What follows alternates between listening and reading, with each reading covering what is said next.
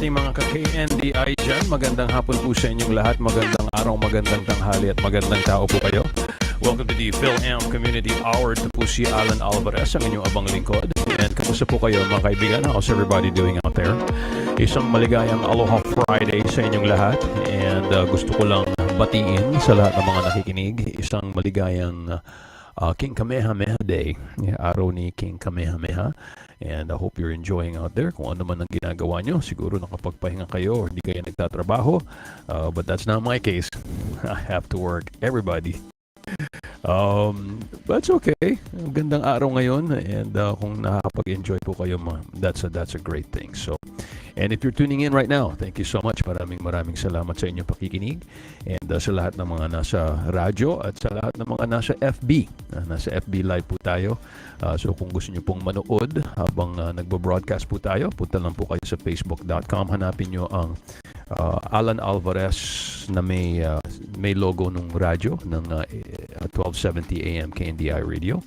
And live tayo. Okay, we'll join each other there. Alright. So the last time medyo may technical difficulties tayo, so hindi ako nakapagbigay ng update. So let's go ahead and do our weekly COVID update. And mukhang meron tayong bagong results, bagong numbers. So as of the last week on Wednesday, ang bilang po natin ay, let's see this, lower this down a little bit. Ang bilang po natin ay 8,033. Okay, 8,033. So last week before that, ang bilang natin ay 8,124. Okay, so medyo bumababa na kaunti. Pero nasa 8,000 range po tayo para sa 7-day count. Okay, so here's the breakdown. Kung kayo po ay nasa live, makikita nyo po ito. On the Big Island, meron tayong 841 cases. On Maui, meron po 435. On Lanai, meron po tayong 1 case, okay, for the week. On Maui, 849. On Molokai, 23. On Oahu, 5,794. And then Hawaii residents out of state, 90. Okay, 90. So the total for that is 8,033. 8,033. So mukhang hopefully na ano na tayo, we're already at the plateau, ang tawag nila, na hindi na tataas. Hopefully pababa na to ng pababa. Normally kung meron tayong surge, siguro by now nakikita nyo na medyo tumataas pero bumababa na rin pagkatapos ng surge. So hopefully tapos na yung surge and pababa na tayo, and we'll bring the countdown again.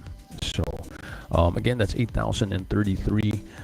Sinasabi na, alam mo, hindi naman na sa ngayon may mga iba pang disease na lumalabas, itong monkeypox na tinatawag nilang baka maging parang pandemic na rin. Pero ang sinasabi nila, hindi naman ganun katindi itong monkeypox at hindi naman na nakakapatay ng mga tao katulad ng COVID-19. But nonetheless, I don't want anyone, okay, sana huwag kayong magkasakit at huwag kayong magka-monkeypox, chickenpox, dogpox, or catpox. Kung ano man pox yun, huwag na nating anuhin para hindi tayo magkasakit. I don't think anybody out there wants to get sick. So mag-ingat po kayo mga kaibigan. Alright? So again, the weekly count is 8,033. Again, sinasabi natin na please, kung kayo po ay lalabas na papasok kayo ng tindahan or isang lugar na enclosed at marami kayong kasama na hindi nyo kilala at wala silang maskara, sa ngayon baka gusto nyo magmaskara just to be safe. Okay?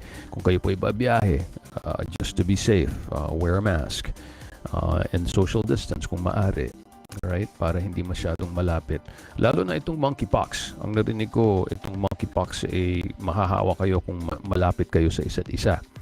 So if you're far enough away, hindi po kayo magkakasakit or you will not contract the virus. So, social distancing, wearing your mask. And as always, maghugas ng kamay. Right? It's always good to always wash your hands and be clean. Lalo na kung tayo ay madalas mga hinahawakan ng pintuan, ang yung mga ATM, yung mga ganun, things that, kaya nga ngayon, medyo iniisip ko, ba't kaya ginawa nilang touchscreen lahat? Tapos, yung mga ibang tao, talagang pindot lang ng pindot. Dati, linilinis nila, di ba? After you press, ngayon, wala na eh. So, I recommend buy that thing. Yung para siyang susi na gagamitin mong pangbukas ng pintuan, pang pindot, ganun. I think that's the best way to protect yourself. Or, magdala na lang kayong hand sanitizer. Just be conscious after you wash your hands or pagkagamit nyo ng kamay nyo, hugasan nyo kaagad or put the hand sanitizer. Okay. We're also saying na kung kayo may sakit, wag na kayong lumabas ng bahay, magpagaling na lang kayo. Just stay home and get well. Utusan nyo lang yung mga kasama nyo or mga kamag-anak nyo or mga anak nyo, right? Have them do something. Pick up some food.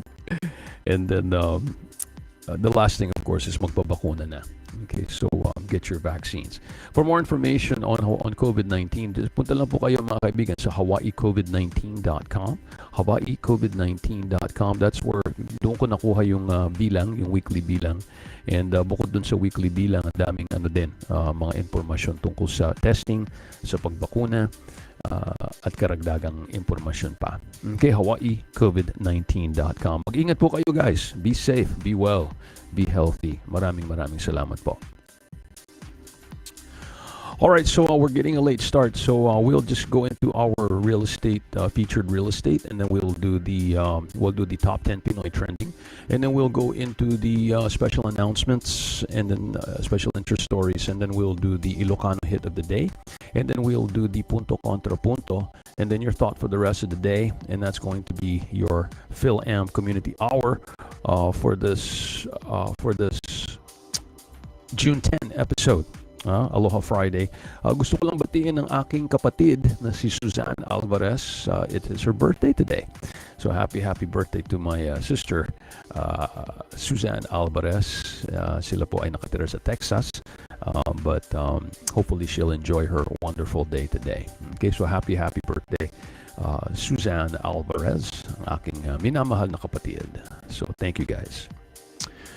All right, so let's go into our featured condominium, featured property. Each week we do put up a featured property, featured single-family home, and a featured condo.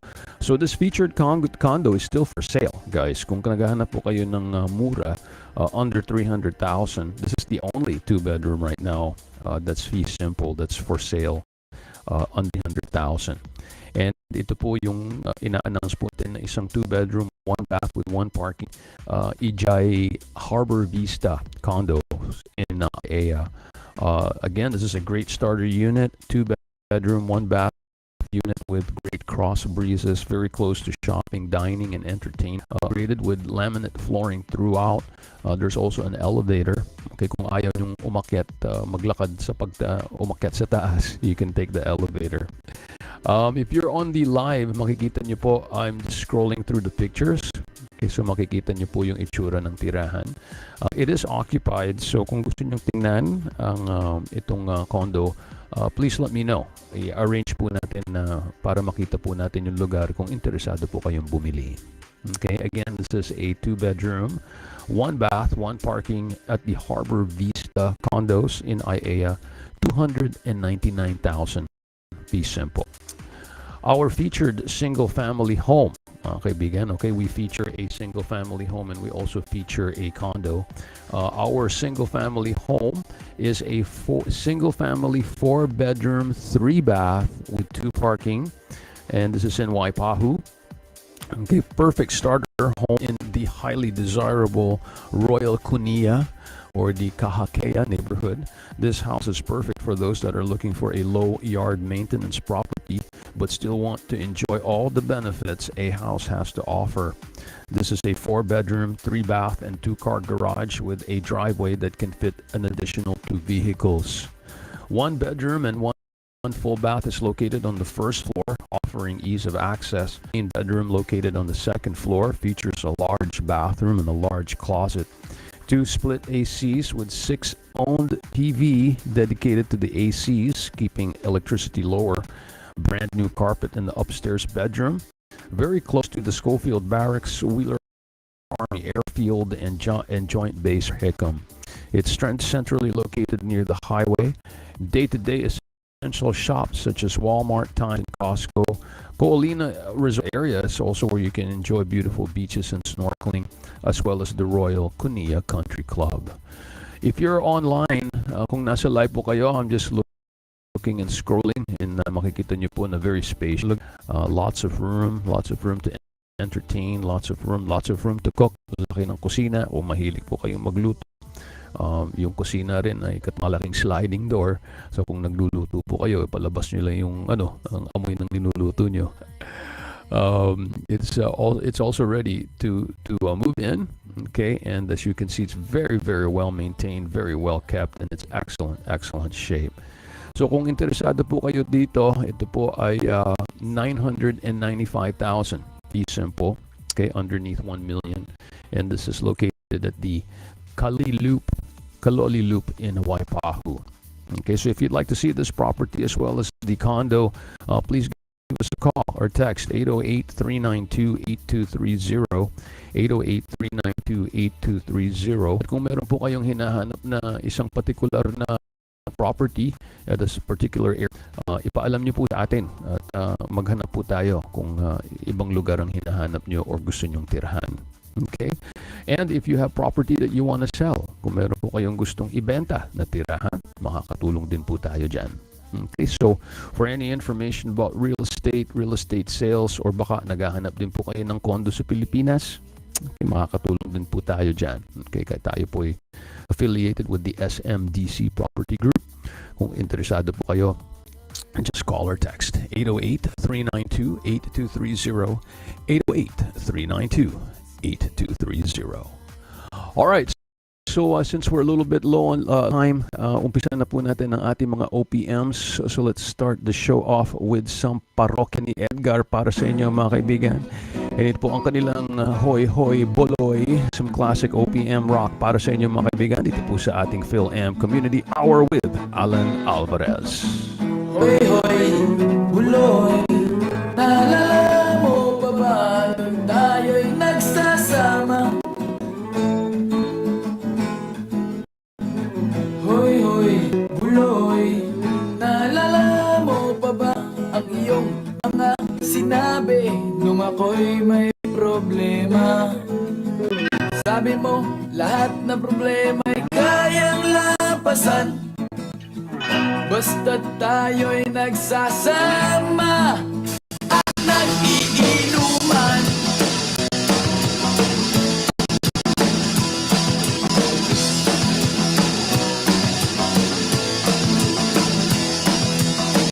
Hoy Hoy Buloy, naalala mo pa ba nung ako ay na-kick out kasi daw ako'y tanga? Hoy Hoy Buloy, naalala mo pa ba nung ako ay napalayas ng aking ama't ina? Nangiyak-ngiyak na ako, pero sabi mo ay okay lang yan, basta't tayo'y nagsasama at nag-iinuman.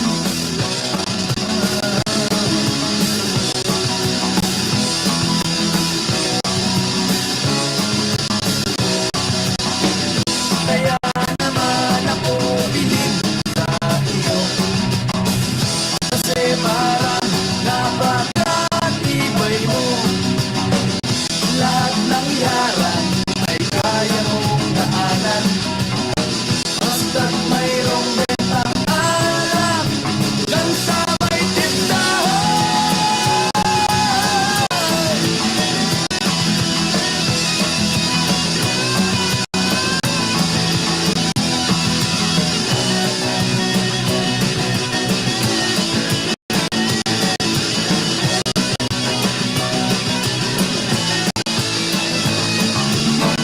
Hoy Hoy Buloy, naalala mo pa ba nung araw na nadedo ang aso mong si Morlock? Hoy Hoy Buloy, naalala mo pa ba nung ika'y tumawag sa amin at ika'y iyak? Tapos, pagkatapos nun, tagal mong nawala. Nagulat na lang ako nung narinig ko ang balita. Akala ko pa naman na marunong kang magdala. Nalaman ko na lang na ika'y nagpakamatay na. Hoy, buloy, nasaan ka man? Siguradong kawawa ka, malamang walang alak dyan. Hoy, buloy, nasaan ka man? Siguradong hindi ka namin malilimutan. Hoy, buloy, buloy, buloy, hoy, hoy, buloy, buloy, buloy. Hoy, hoy, buloy, para bang nalimot mo na ang iyong mga sinabi nung ikaw ay buhay pa.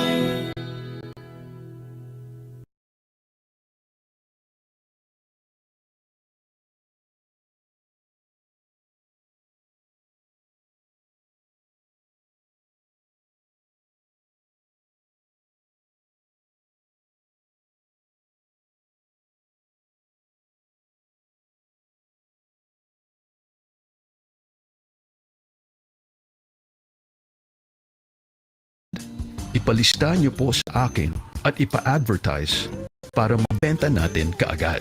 At kung naghahanap kayo ng investment properties, makakatulong po kami na hanapin ang tama at bagay na real estate investment para sa inyo.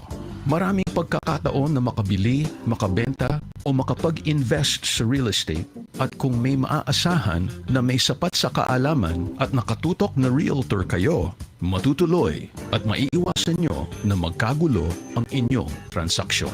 Ako po si Allan Alvarez, Realtor Associate, RA 46654, Clifford Wu Realty LLC. Tumawag po kayo sa 808-392-8230, 392-8230, or email 808aloharealestate@gmail.com. No kasapulan nyo, iti mapagtalkan ken sidadaan nga abogado, tawagan nyo lang ni Atty. Roda Yabes Alvarez. No ti problema yo ket may panggep, imigrasyon, pamilya, divorce, adoption, child support, negosyo, wenno problema ijay Pilipinas, tawagan nyo iti numero 808-589-7380. Kung nangangailangan kayo ng abogado na maaasahan at handang tumulong sa inyo, tawagan si Atty. Roda Yabes Alvarez. Siak ni Attorney Roda Yabes Alvarez. Makaawatak ti Ilocano, Tagalog, kin English. Libre ang unang konsultasyon, kaya tawag na sa 808-589-7380. Attorney Roda Yabes Alvarez. Kailangan nating magtulungan upang ibaba ang bilang ng mga kaso ng COVID-19 sa Hawaii. Importanteng magtulungan upang maiwasan ang pagkalat nito. Ito ay magagawa natin sa pamamagitan ng social distancing, pagdistansya sa isa't isa ng hindi bababa ng 6 na paa, lalo na sa mga pangpublikong lugar katulad ng beach, tindahan, sidewalks at iba pang mga yaan ay kasing haba ng 2 braso. At magsuot ng pangtakip sa ilong at bibig tulad ng maskara o bandana kapag may kasamang ibang tao para hindi kayo magkasakit. Siguraduhin nyo na madalas maghugas ng kamay gamit ang sabon at tubig ng may mga 20 segundo o gumamit ng hand sanitizer kung walang sabon at tubig. Lalo na makaraan ang paghawak sa ibang tao o sa mga bagay na madalas hinahawakan tulad ng doorknobs. At huwag niyong hipuin ang inyong muka kung marumi ang inyong kamay. At linisin ang mga bagay na madalas hinahawakan. Kung tayo ay susunod sa mga paraan upang patuloy maligtas sa sakit na dulot ng COVID-19, maproprotektahan natin ang ating mga sarili at ang karamihan. Itong mensahe ay hatid sa inyo galing ng Hawaii Department of Health. Lubog ba kayo sa utang? Nahihirapan ba kayo na magbayad sa mga utang? Makakatulong po kami. If you are suffering from severe debt, call Debt Aid Consulting at 808-725-3220. 808-725-3220. Credit cards, unsecured personal loans, payday loans, student loans at iba pang utang ay pwedeng ayusin ng Debt Aid Consulting. Just call 808-725-3220 or go to debtaidconsulting.com and send us your info. Kung baon kayo sa utang, tawag na po sa 808-725-3220. 808-725-3220. Please mention that you heard this ad on 1270 AM KNDI Radio. Ang utang ninyo ay utang namin. Mahalo! Workers' compensation can be complicated and confusing, resulting in unpaid claims and benefits and inadequate care. Call the law offices of Attorney Rhoda Yabes Alvarez at 808-589-7380 for assistance with workers' compensation claims and benefits. Simplify the complexities of workers' compensation claims. Call 808-589-7380. That's 808-589-7380. Or visit www.filamlaw.com. We can help. This is attorney advertising. Results vary by client and are on a case-by-case basis. This is for general information only, and there is no attorney-client relationship established with this advertisement. Alright guys, we're back and maraming salamat ulit sa inyong pakikinig dito sa ating programa at sa mga programa natin dito sa KNDI Radio. For any information about advertising, please give us a call or text 808-392-8230, 808-392-8230. Huwag niyong kalimutan kung kayo po ay mag-advertise dito sa KNDI Radio, kayo po ay mapapakinggan sa buong estado ng Hawaii. So for advertising information, give us a call or text 808-392-8230. Okay, so we're gonna have to do a little modification with the show today since medyo late tayo na umpisa. So we're gonna go ahead and do our top 10 Pinoy trending, and let's see if we can do some announcements after that as well. Okay, so without further ado mga kaibigan, kagayang kakabsat, umpisaan na po natin ang ating top 10 Pinoy trending.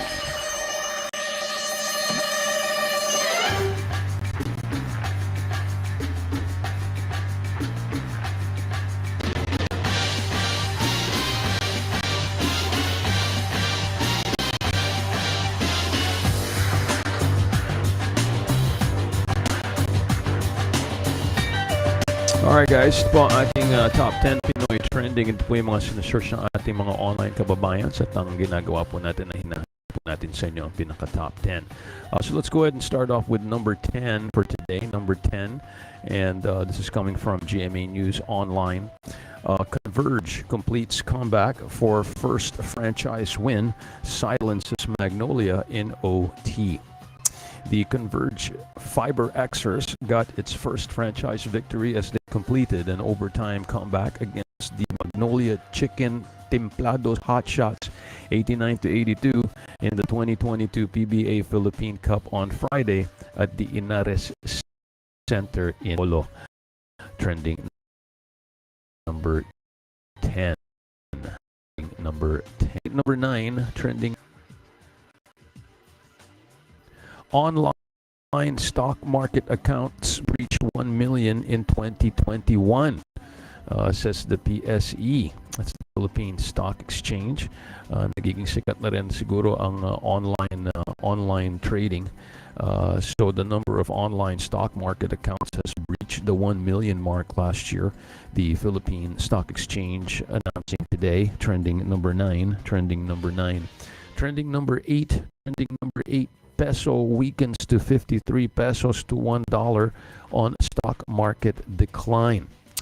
That given, even though dumadami ang mga accounts, the Philippine peso plunged to its weakest level in over 3 years as it closed at 50 pesos per dollar as foreign funds exited the local stock market. Trending number 8. Trending number 7. At least 100 farmers, land reform advocates arrested in Tarlac. Group calls for release.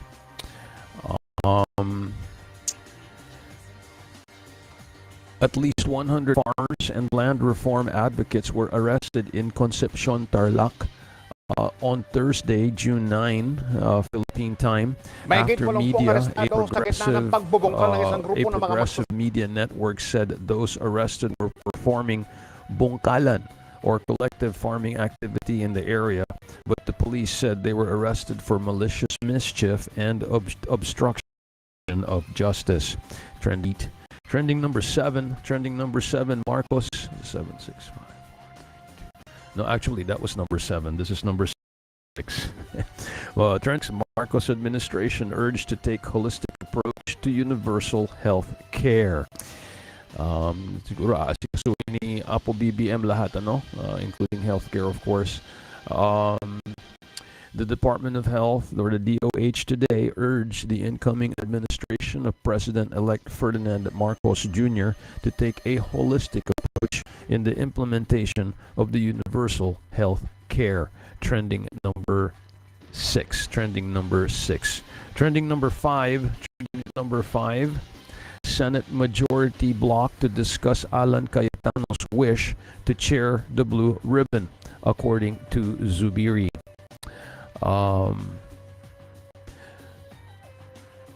Senators who poised to join the supermajority would need to discuss the chairmanship of the Senate Blue Ribbon Committee anew after Senator-elect Alan Peter Cayetano said he would only join the majority if he chaired the powerful committee. Trending number 4. Trending number 3, Philippines to stay neutral over Ukraine-Russia war. Incoming NSA Carlos announcing the Philippines under the next administration will keep its neutral stance over the Ukraine-Russia conflict. Incoming National Security Advisor Clarita Carlos announcing today. Trending number 3. Trending number 2, Marcos envoys pay courtesy visit on Marcos, or more envoys pay visit to Marcos. More diplomats paid courtesy visits on President-elect Ferdinand Bongbong Marcos Jr. today. These include UN Resident Coordinator in the Philippines, Gustavo Gonzalez, Sweden Ambassador Annika Thunborg, Ambassador Charles Brown of the Holy See, and Irish Ambassador William Carlos. Trending number 2. And last but not least, mga kaibigan, our number 1 top 10 trending for today. Marcos malls attending UN General Assembly in September. Marcos malls attending UN General Assembly in September. President-elect Ferdinand Bongbong Marcos Jr. is considering to attend the UN General Assembly, which will be held in September, his office announcing today. This, as UN Resident Coordinator in the Philippines, Gustavo Gonzalez, discussed with Marcos during the courtesy visit the preparations for the UN General Assembly this year. Marcos told Gonzalez that it would be very important to attend and represent the Philippines in the General Assembly and meet with other world leaders. The Marcos camp, however, said the incoming president has not confirmed attendance yet to the event. If he decides to go to the assembly, it will be the first time to meet other heads of state across the globe.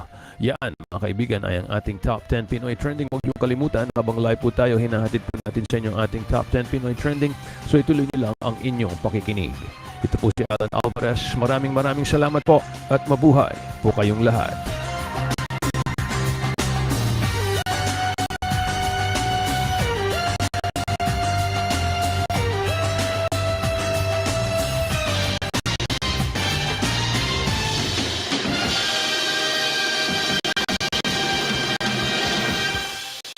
All right, guys, we got time for one more song before we go into our break. And here's some classic OPMs para sa inyo, mga kaibigan. And it is Sharon Cuneta at ang kanyang Bituing, Walang Ningning.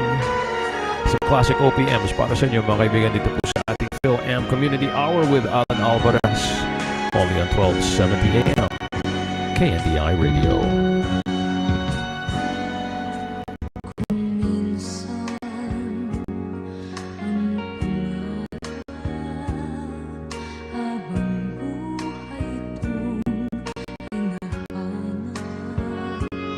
Bakit nga ba nakapagtataka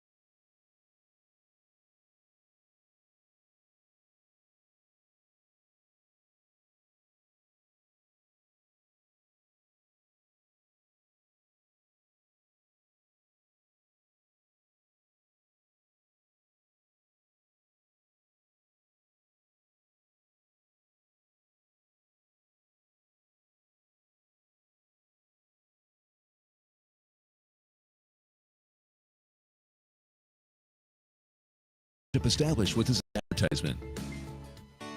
Have you gotten into a motor vehicle accident and don't know what to do? Call the law offices of Attorney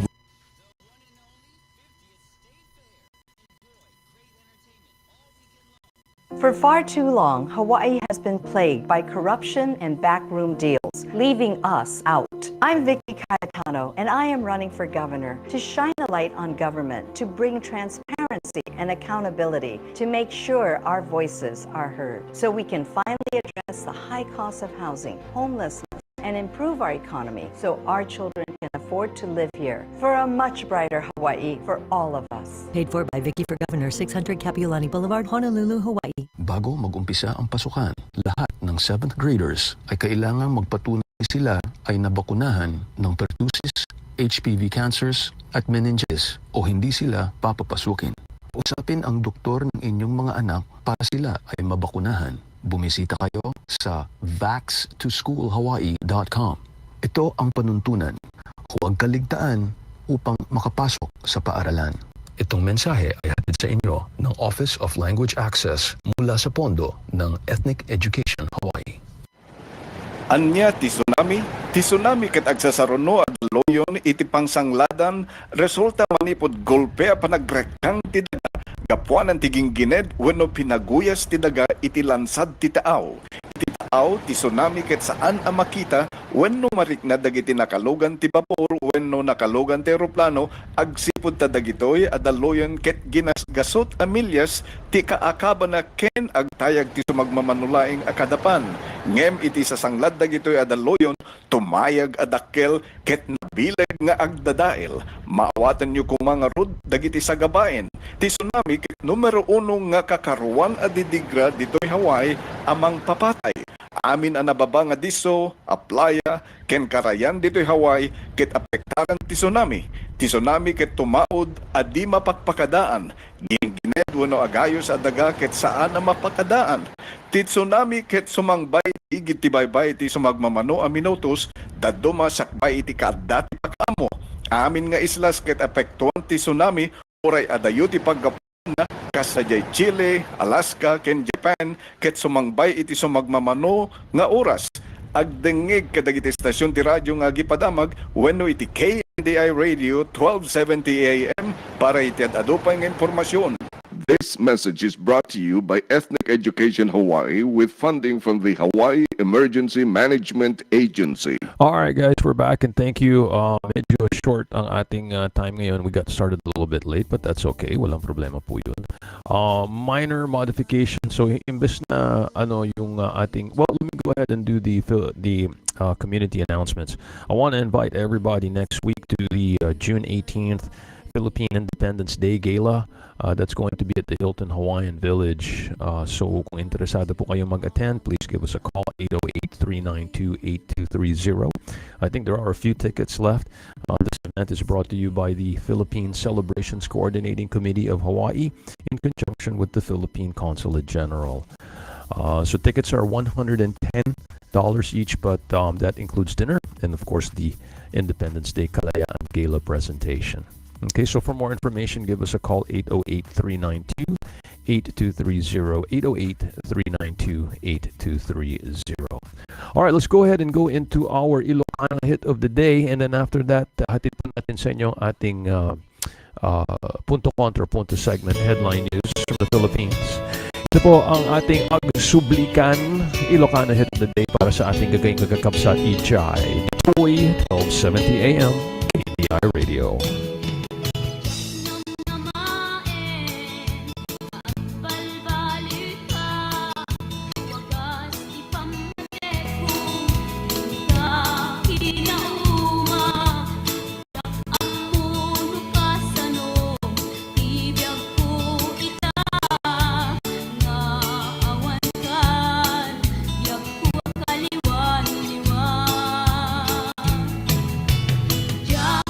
Ili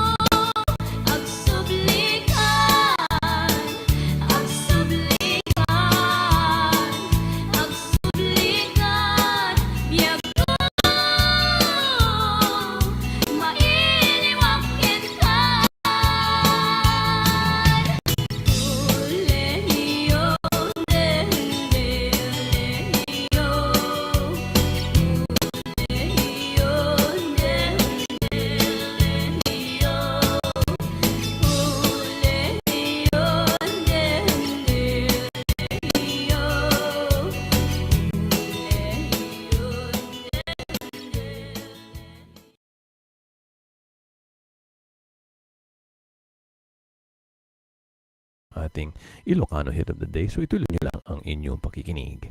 Alright, nandito po tayo sa ating punto kontra punto, headline news from the Philippines. So let's go ahead and go into our punto kontra punto segment right now, mga kaibigan. And but pardon a little bit of the format change today. We just got started a little bit late. So without further ado, mga kaibigan, gagawin sa umpisa na po natin ang ating punto kontra punto.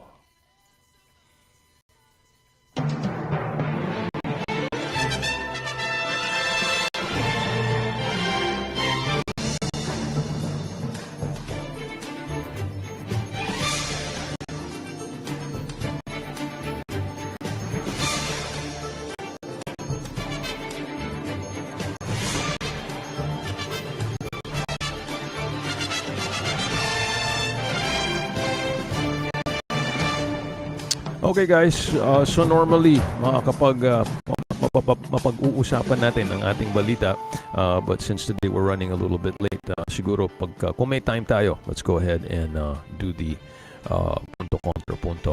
But this news comes to us actually today from the Star Advertiser, from today's issue, and the headline goes like this: U.S. official meets with Marcos to boost ties as China looms.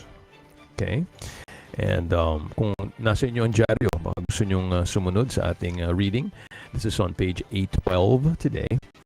A top State Department official met Thursday with Philippine President-elect Ferdinand Marcos Jr. in Manila, part of an ongoing...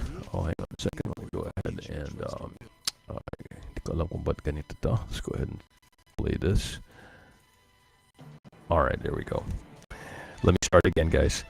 A top State Department official met Thursday with Philippine President-elect Ferdinand Marcos Jr. in Manila, part of an ongoing diplomatic outreach in the Asia-Pacific region by Washington to try to blunt growing Chinese influence.